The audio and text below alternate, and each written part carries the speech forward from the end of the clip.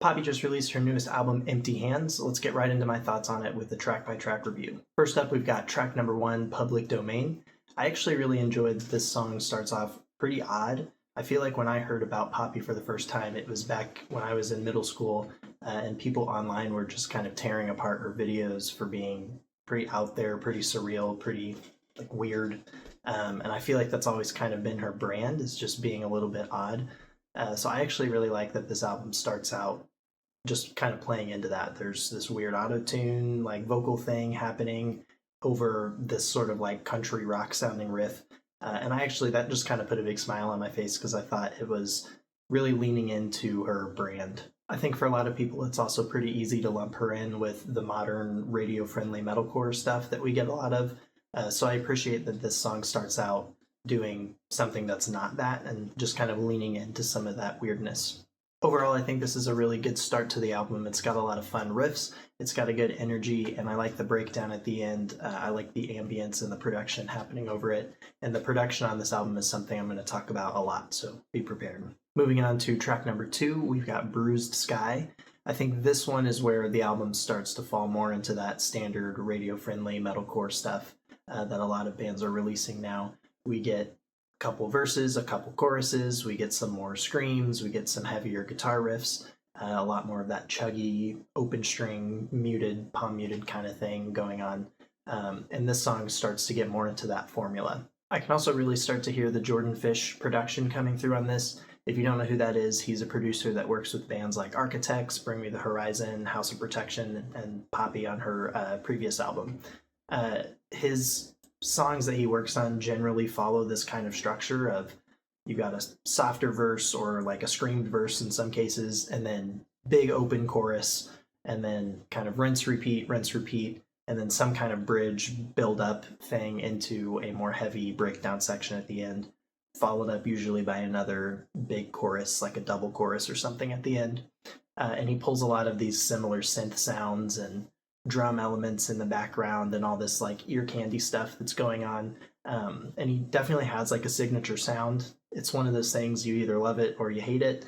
For me, I don't think it's necessarily a good or bad thing. I think there's songs on this album that it works well on. There's songs that it lands a little more flat for me. This song, Bruised Sky, I think it does land a little more in that neutral zone for me. It doesn't stick out as much, and it does feel pretty similar to some other songs that he has some writing credits on. Moving on to track number three, Guardian. I think this one for me works a little bit better, even though it follows some of that same formula that we just saw in the previous track and that we're going to see throughout the rest of this album. For me, what makes or breaks these songs that have a similar structure and a similar feel, similar production, all of those things, is the chorus. The chorus is really what I feel like is the core of this kind of music, especially with it being more geared towards that radio-friendly general listener crowd. And for me, this chorus does land a little bit better than the previous two, which helps it stand out as more enjoyable to me. Next up, we've got track 4 and 5, Constantly Nowhere and Unravel. I'm going to talk about these as one complete song because Constantly Nowhere is just a less than a minute fade in to Unravel. I actually really like the fade in song Constantly Nowhere. I think the vocal writing on it is very good. I guess you could call it like auto tune happening. It's a little more than just like basic pitch correction. They're harmonizing and all of that stuff. I think it works really well. It creates a cool soundscape, and I think the harmonies and the part writing is really beautiful. I also like when a song like this complements the song that comes after it. Unravel was released as a single, so I'd heard this song before, but hearing it in the context of the album with that lead-in track just makes me hear it a little bit differently, and I appreciate when an interlude track is able to enhance a song that I've already heard in the context of the full album. Unravel's actually one of my favorites on the album. I think the Jordan Fish production elements work really well in this song, and he does some things that are a little more unique from what I've heard from him before. There's some really cool like breakcore drum things happening, like some glitchy stuff in the verses. I think the verses are actually very strong in this song and help build up to the chorus nicely, which again, I think this chorus is one of the strongest ones on the album. Moving on to the next track, we've got track number 6, Dying to Forget. The first thing I thought when I heard this one was that sounds like Knocked Loose. So it was no surprise when I looked up the writing credits and saw that Isaac Hale, the guitar player from Knocked Loose, does have co-writing credits on this song. Again, just like the Jordan Fish writing credits throughout this album, I think it's either something you're going to love or you're going to feel pretty neutral about. If you like Knocked Loose and you like that style of songwriting and guitar playing, you're going to probably enjoy this song. This song definitely is one of the heavier ones on the album. I think it works pretty well in that regard. There's some good riffs, some good heavy moments, and I think the guitar playing overall is pretty good. What I do like about Poppy's kind of take on this Knocked Loose style song is the production and the mix. I think it's really cool to hear Knocked Loose's guitar playing in a more clean, well-produced setting. I covered their entire album, Knocked Loose's most recent album, shortly after it came out, and I really struggled transcribing that album because the guitars are so mangled in the mix. They sound really dirty and heavy, but it's really hard to kind of tell what they are playing at times.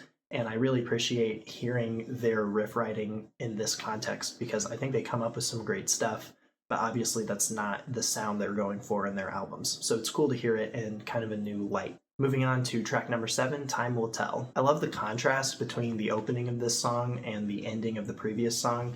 I feel like this song opens up with a very like pop sounding hook, and for me that just kind of gave me a little bit of whiplash in a good way coming out of this very heavy song. There's more of a synthy, groovy vibe to this song, which I do enjoy, but outside of that, there's not much I feel like is worth discussing. It just kind of falls into some similar structure things and some similar tropes that they've already done on this album.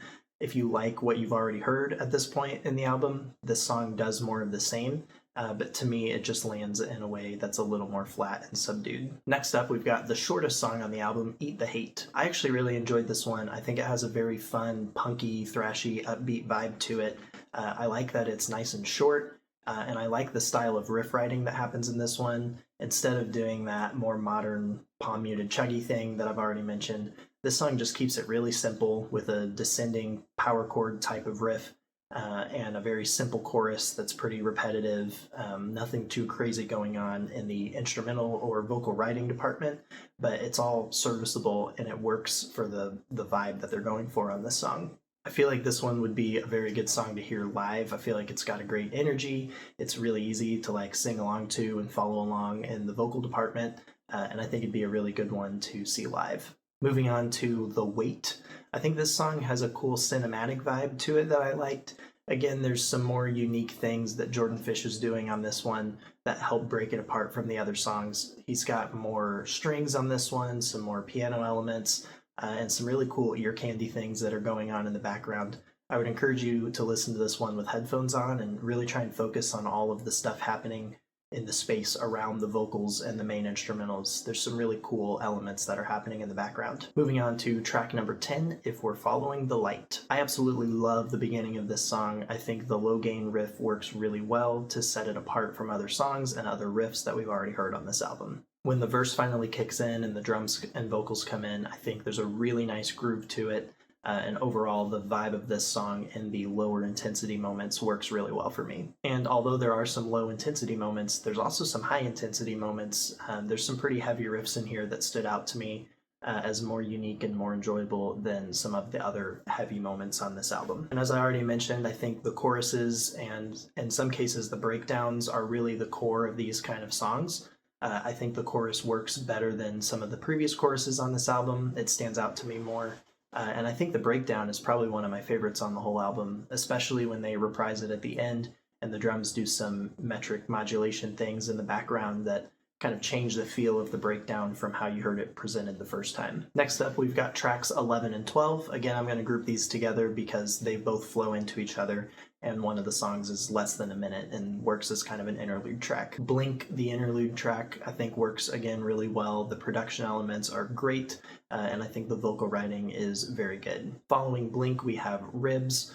I think this song works fine. I think for me it falls more into that neutral territory with very similar sounding songs on this album already that I think worked better. They do bring back more of that breakcore glitchy thing happening in the drums and in the production, which I did enjoy. And the production again stands out on this song.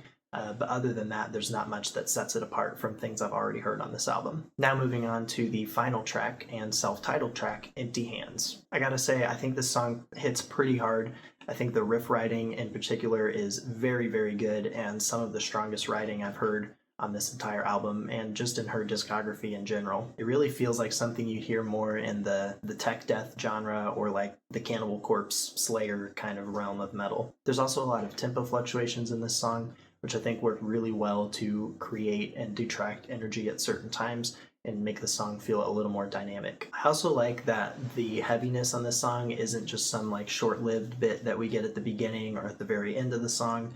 It stays consistently heavy throughout, except for the one middle section, which I think falls more into that kind of weird and out of place category that I feel like fits her vibe and her branding, similar to that first song on the album. It feels out of place, but in the correct way. Like it feels just sort of alien and like tense in a way. She also hits a pretty nasty scream at the end with the Bree scream at the very end. I thought that was pretty cool to hear from her.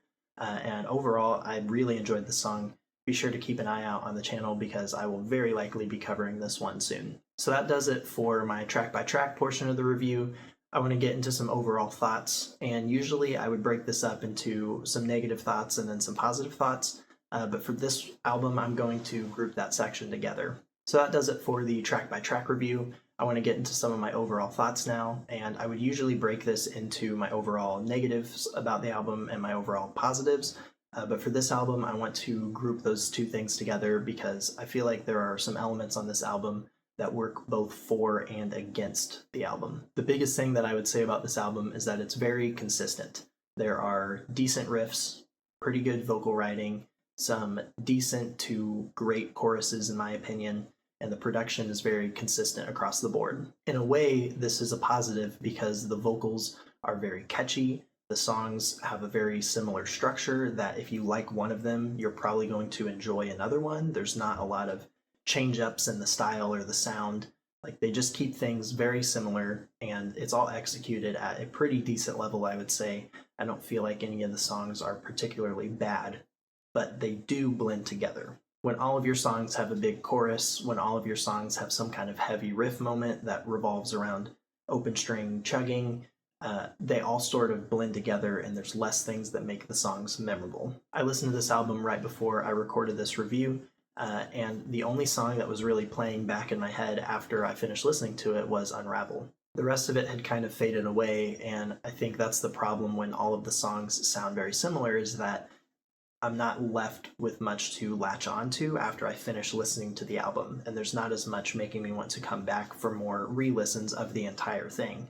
Certain songs I think are very strong, and I would want to come back to those, but as the album as a whole, I think kind of blends together. The songs that I would actually like to revisit the most are the ones that had more unique elements that stood out to me, such as the opening track, Public Domain, the closing track, Empty Hands, and then the punk kind of thrashy one in the middle, Eat the Hate. I do think that overall this is an enjoyable album, and as someone who likes to write and produce and mix metal music, I think there's a lot of really great production choices in this album and some really great sound design things that I personally enjoyed. However, I could see a lot of people walking away from this album feeling a little lukewarm about the whole thing because, again, I don't feel like there's a whole lot to latch onto when you're done listening to it, even when in the moment there are some decent songs in there. So what would I recommend if you enjoy this album or this type of music?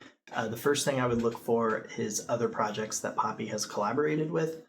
She's done collaborations with Knocked Loose and Bad Omens, and I think those are good places to start if you like this album. I would also say that Jordan Fish plays a really big role in the sound and the songwriting of this album, so I would check out any projects that he's involved with. He's most recently worked on the newest Architects album, the newest Bring Me the Horizon album, as well as a band called House of Protection. Outside of projects that Poppy has collaborated with or that her co-writers have collaborated with, I think Spiritbox would be another solid choice if you like this kind of music. If you made it this far in the video, thanks for sticking around. One of the things I love most about making these videos is discussing music that I enjoy with you all in the comments, so please be sure to leave your thoughts on this album and your top 3 tracks below. That's going to wrap things up for this review, and I will see you in the next video.